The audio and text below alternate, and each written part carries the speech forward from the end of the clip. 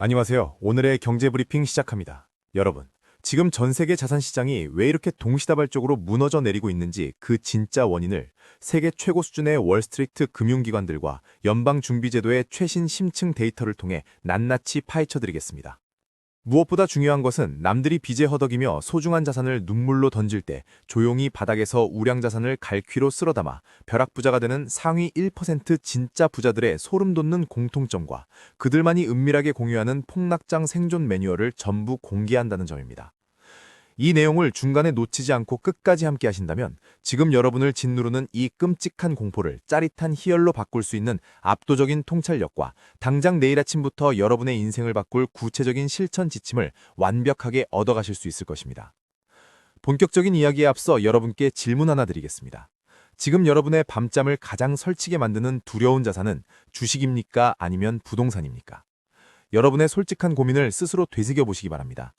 가장 먼저 우리는 두 눈을 똑바로 뜨고 작금의 글로벌 거시경제가 어떻게 굴러가고 있는지 냉혹한 현실을 마주해야 합니다. 진단을 정확히 해야 병을 고칠 수 있듯 시장의 파도를 읽지 못하면 여러분의 소중한 시드머니는 흔적도 없이 사라질 것입니다. 불과 얼마 전까지만 해도 시장 참여자들은 미국의 중앙은행인 연방준비제도가 본격적인 금리 인하의 축포를 터뜨리며 다시 한번 자산시장에 돈의 단비가 내릴 것이라는 장밋빛 환상에 빠져 있었습니다. 하지만 팩트는 대중의 순진한 기대를 무참히 짓밟고 있습니다. 가장 최근 열린 연방공개시장위원회 회의에서 제롬 파월 의장은 시장의 간절한 기대를 꺾고 기준금리를 3.5%에서 3.75% 수준으로 강력하게 동결했습니다. 제 분석으로는 이 금리 동결 자체보다 시장을 더 경악하게 만든 것은 연준이 바라보고 있는 끈적하고 독한 인플레이션 전망과 매파적인 태도입니다. 연준은 물가 상승률 전망치를 2.7%로 슬그머니 상향 조정하며 인플레이션이라는 괴물이 아직 완전히 죽지 않았음을 온 세상에 공식적으로 선언했습니다. 게다가 최근 이란 등 중동 지정학적 분쟁으로 인한 국제유가 발작 위험이 연준의 손발을 묶은 가장 큰 원인입니다. 중동 지역의 일촉즉발 군사적 긴장감으로 인해 국제유가가 다시 언제 화라산처럼 폭발할지 모르는 살얼음판 같은 상황입니다. 에너지는 모든 산업의 핏줄이자 심장이기 때문에 유가가 오르면 제품 가격과 서비스 물가는 도미노처럼 치솟을 수밖에 없습니다. 더욱이 올해 5월 제롬 파월 의장이 케빈 워시에게 연준 의장직을 넘겨줄 예정이라 시장은 이 거대한 리더십 교체기를 앞두고 극심한 불확실성에 더욱 떨고 있습니다. 글로벌 거대 자본을 움직이는 월가의 시각은 어떨까요? JP모건과 골드만삭스 같은 초대형 투자은행들이 내놓은 최신 글로벌 경제전망 리포트를 깊이 들여다보면 상황의 심각성이 여실히 드러납니다. 그들은 현재의 경제 상황을 승자 독식의 양극화가 극에 달한 멀티스피드 경제라고 진단합니다. 인공지능이라는 거대한 테마에 천문학적인 자본이 쏠리며 소수의 미국 빅테크 기업들만 축제돼 버리고 있을 뿐 밑바탕을 지탱하는 실물 경제와 전통 산업들은 고금리의 압박 속에서 서서히 말라 죽어가고 있는 형국입니다. 물가는 안 잡히고 고금리 환경이 일시적인 현상이 아니라 일상처럼 굳어지는 장기화 국면에 접어들었다는 경고입니다. 여러분은 이러한 지표들을 깊이 고려해 볼 필요가 있습니다. 저는 이 데이터를 바탕으로 지금의 자산시장 하락장이 과거처럼 몇 달 만에 V자 반등으로 끝나는 단순한 조정이 아니라 지난 10여 년간 제로금리와 빚으로 쌓아올린 전 세계 자산시장의 거품이 잔인하게 터지면서 본질적인 가치로 회귀하는 거대한 구조적 리셋의 과정일 가능성이 크다고 생각합니다. 그렇다면 수출과 대외 의존도가 절대적인 우리 대한민국 경제의 현실은 어떨까요? 현재 한국 경제의 계기판에는 2008년 리먼 사태의 시스템 붕괴 공포와 2022년 인플레이션 쇼크가 끔찍하게 혼합된 변종 위기를 알리는 치명적인 경고 등이 곳곳에서 동시다발적으로 번쩍이고 있습니다.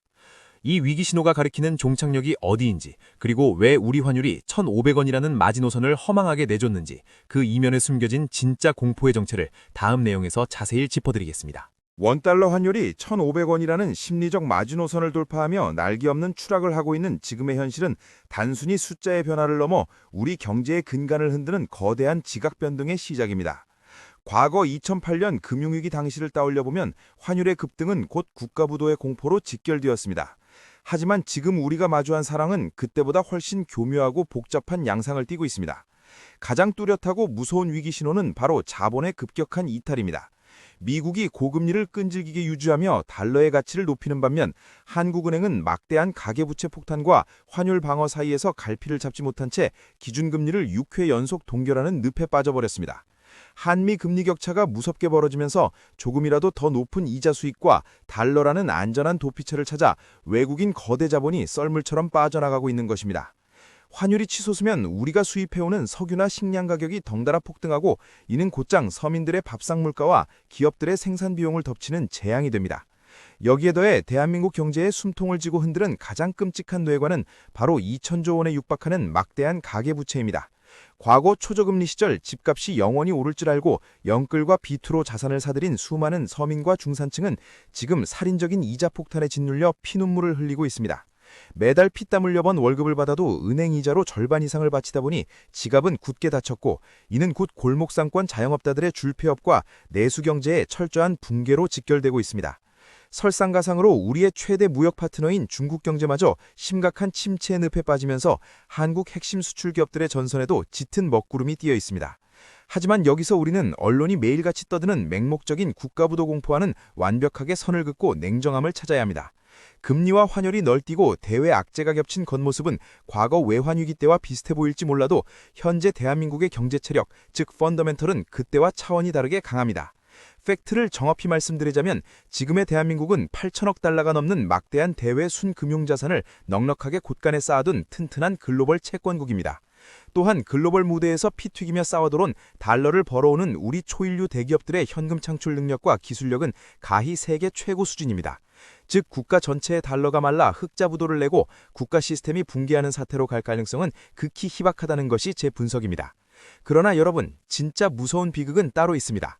국가는 튼튼한 방어막 뒤에서 살아남겠지만 그 안에서 철저하게 준비되지 않은 채 무리한 악성 빚을 지고 패러다임 변화에 눈감았던 개인들은 처참하게 파산하는 지독한 개인자산 부도의 시대가 활짝 열린 것입니다. 고금리를 버티지 못한 한계 기업들이 직원을 해고하고 빚에 짓눌린 개인들의 소중한 아파트가 경매시장에 반값으로 쏟아져 나올 때 누군가는 피눈물을 흘리며 거리에 나앉겠지만 철저히 준비된 누군가는 그 헐값의 우량자산을 싹쓸이하며 새로운 신흥 부자의 반열에 오르게 될 것입니다. 이것이 바로 자본주의의 잔인하지만 절대 부정할 수 없는 진실입니다. 그렇다면 이렇게 남의 피눈물을 밟고 일어서는 것이 아니라 자본주의의 합법적인 룰 안에서 이 거대한 부의 이동에 올라타는 진짜 부자들은 대체 무엇을 보고 움직이는 것일까요? 그 해답을 찾기 위해 우리는 현존하는 최고의 투자자 워런 버핏의 최근 행보와 그가 은밀하게 숨겨둔 마지막 카드에 주목해야 합니다. 과연 그는 왜 모두가 열광하는 시장에서 조용히 파티장을 빠져나갔는지 그 소름 돋는 이유를 파헤쳐 보겠습니다. 워런 버핏이 파티장을 빠져나와 조용히 현금을 쌓기 시작한 이유는 단순히 감에 의존한 결정이 아닙니다. 철저하게 데이터에 근거한 냉정한 계산의 결과입니다. 지금 이 순간 전 세계 투자자들이 가장 경계해야 할 지표는 바로 버핏 지수라 불리는 시가총액 대비 국내 총생산 비율입니다. 현재 이 지수는 무려 220%를 넘어서며 역사상 유례없는 고평가 영역에 진입해 있습니다. 이는 닷컴 버블이나 금융위기 직전보다 훨씬 높은 수준으로 시장에 낀 거품이 얼마나 독한지를 적나라하게 보여줍니다. 버핏은 대중들이 인공지능 랠리와 기술주의 영원한 우상향에 취해 있을 때 자신이 평생 가장 사랑했던 종목인 애플 주식마저 75%나 무자비하게 팔아치웠습니다. 그가 은퇴를 앞두고 후계자 그렉 아벨에게 물려준 유산은 무려 3,730억 달러, 한화로 약 500조 원에 달하는 기록적인 현금 실탄입니다. 이 어마어마한 현금은 단순히 통장에 잠자고 있는 돈이 아닙니다. 버핏은 이 돈을 이자를 주는 아주 안전한 초단기 미국 국채에 묻어두고 사냥꾼의 눈빛으로 시장을 관찰하고 있습니다. 왜 전설의 투자자는 주식 대신 국채를 선택했을까요? 그것은 현금이 다가올 대폭락장에서 세상에서 가장 귀한 우량 자산을 헐값에 쓸어 담을 수 있는 절대 반지이기 때문입니다. 대중들은 화폐 가치가 떨어진다며 현금을 들고 있는 사람을 벼락거지라고 조롱하지만 진짜 부자들에게 현금은 곧 기회이자 가장 강력한 공격 무기입니다.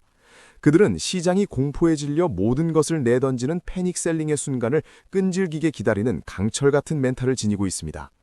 부자들과 평범한 사람들을 가르는 결정적인 차이는 바로 투자를 대하는 마인드셋 그 자체에 있습니다.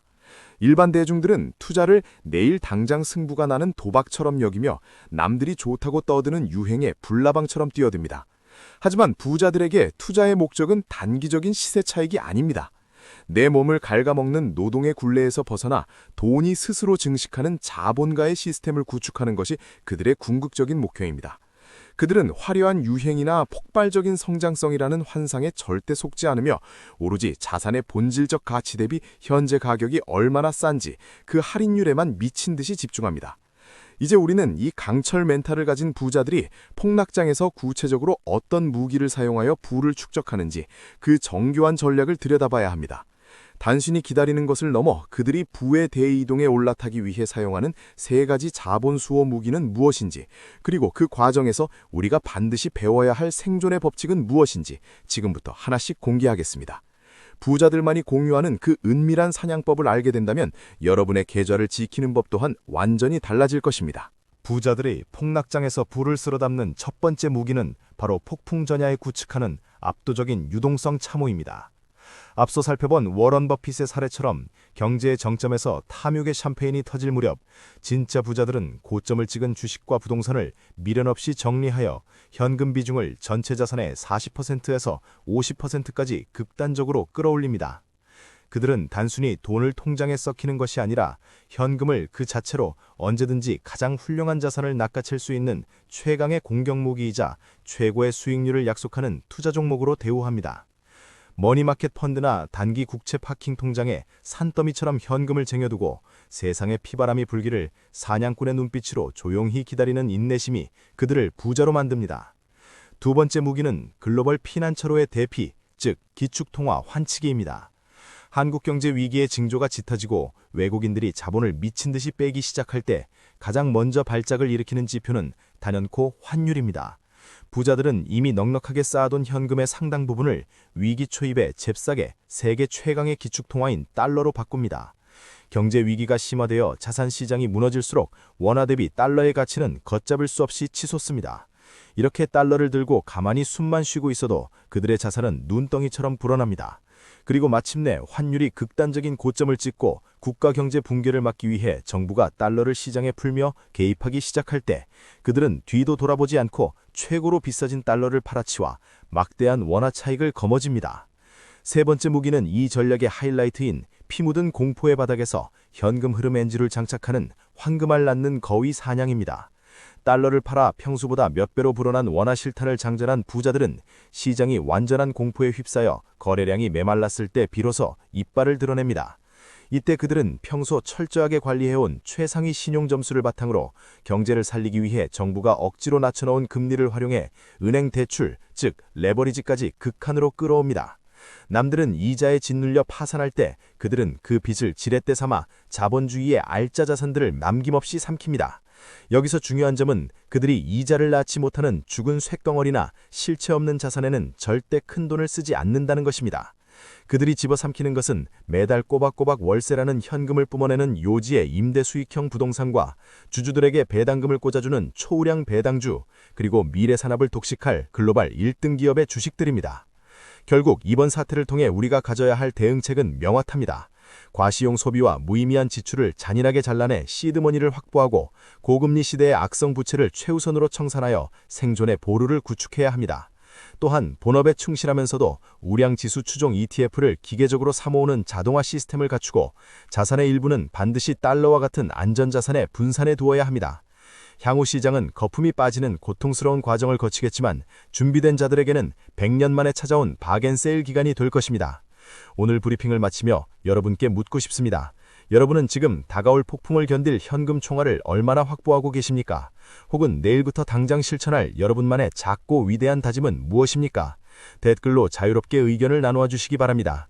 여러분의 소중한 기록이 인생을 바꾸는 첫걸음이 됩니다. 오늘 영상이 여러분의 자산을 지키는 등대가 되었다면 구독과 좋아요, 알림 설정까지 꼭 부탁드립니다. 여러분의 클릭 한 번이 최고의 경제 데이터를 분석하는 가장 큰 원동력이 됩니다. 오늘 하루도 흔들림 없는 부자의 마인드로 완벽하게 승리하십시오. 감사합니다.